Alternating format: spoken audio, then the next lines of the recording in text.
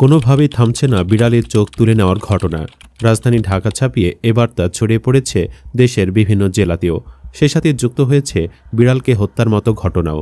দেশজুড়ে বিড়াল নিয়ে একের পর এক রহস্যময় ঘটনা ঘটে চললেও কুল কিনারা খুঁজে পাচ্ছে না পুলিশ। বেরিয়ে আসছে না এসব ঘটনায় জড়িয়ে থাকা কারণও। পুলিশ বলছে বিড়ালের প্রতি অমানবিক হয়ে ওঠা সে মানুষরূপী পশুদের খোঁজার চেষ্টা করছে তারা। একই সাথে জানার চেষ্টা করছে কেন অবলা এই প্রাণীটির সাথে ঘটানো হচ্ছে এসব ঘটনা। এমন রহস্যঘেরা পরিস্থিতির মধ্যেই ঘটে গেছে বিড়ালকে হত্যার ঘটনাও, সেটাও মাছ খাওয়ার অপরাধে। সে ঘটনায় হত্যাকারী এক নারীকে আটক করেছে পুলিশ। বিড়ালের সাথে ঘটে যাওয়া এসব ঘটনার পেছনে অনেকেই কালো জাদুর সম্পর্ক খুঁজছেন। তবে জড়িতদের আটক না করা পর্যন্ত আসল কারণ জানা অসম্ভব বলে ধারণা তাদের।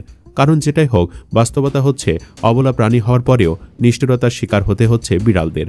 পুলিশ যেভাবে উঠে পড়ে লেগেছে তাতে হয়তো দ্রুতই অপরাধীরাও ধরা পড়বেন। জঘন্য এই অপরাধে জড়িতদের খুঁজে বের করতে তারা তৎপরতাও শুরু হয়ে গেছে। ইতিমধ্যে সংগ্রহ করা হয়েছে সিসি ক্যামেরার ফুটেজও।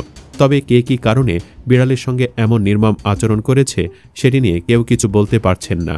কিন্তু প্রশ্ন হচ্ছে, এই অপরাধীরা ধরা পড়লেও কি তাদের শাস্তি নিশ্চিত করা সম্ভব হবে? বিড়াল হত্যা বা তাদের চোখ তুলে নেওয়ার অপরাধের শাস্তি হিসেবে বাংলাদেশের আইনেই বা কি আছে? বিশ্বের অন্যান্য দেশের মতো বাংলাদেশেও প্রাণীদের নিরাপত্তায় প্রাণী কল্যাণ আইন রয়েছে। অপ্রয়োজনীয় নিষ্ঠুরতার অভিযোগে রয়েছে জেল ও জরিমানার বিধান। বিড়ালের নিরাপত্তায় 2019 সালে গঠন হয়েছে প্রাণী কল্যাণ আইন। দণ্ডবিধি অনুযায়ী অপ্রয়োজনীয় নিষ্ঠুরতা প্রদর্শন, অতিরিক্ত পরিশ্রম করালে 6 মাসের কারাদণ্ড বা 10,000 টাকা জরিমানা, অপ্রয়োজনীয় ও নিষ্ঠুরভাবে কোনো প্রাণী হত্যা করলে আছে 2 বছরের কারাদণ্ড বা 50,000 টাকা জরিমানার বিধানও।